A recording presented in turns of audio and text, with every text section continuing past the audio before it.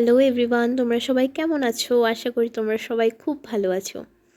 আজ ছিল শনিবার, আর প্রায়ই শনিবারে রান্নার দায়িত্বে থাকি আমি। আর মায়েরও একটা আবদার থাকে, সারা সপ্তাহ নিজের হাতের রান্না খেতে খেতে আর ভালো লাগে না, তুই একটু কিছু রান্না করলে তৃপ্তি করে খেতে পারি।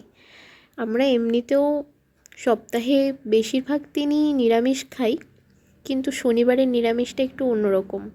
ওই ধুয়ে মুছে নিয়ম নিষ্ঠা করে করতে হয় তো, তাই সকাল থেকেই ভাবছিলাম কী এমন করা যায়। তাই সয়াবিন আলু কাঁকরোল দিয়ে একটা সবজি করলাম। আর এই সয়াবিনগুলো খুব টেস্টি, এত বড় বড় সাইজের হয়। একটা সয়াবিনকে আমি এখানে 3 টুকরো করে করেছি, তারপরেও দেখো কত বড়। আর তারপর করেছিলাম কলা ভাজা। ওই কলা ভাজা আর নিরামিষ তরকারিটা দিয়েই আজকে আমাদের লাঞ্চ হলো। নিরামিষটা খেলে না, মন আর পেট দুটোই শান্তি থাকে। ওই জন্যই তো নিরামিষটা বেশি খাই।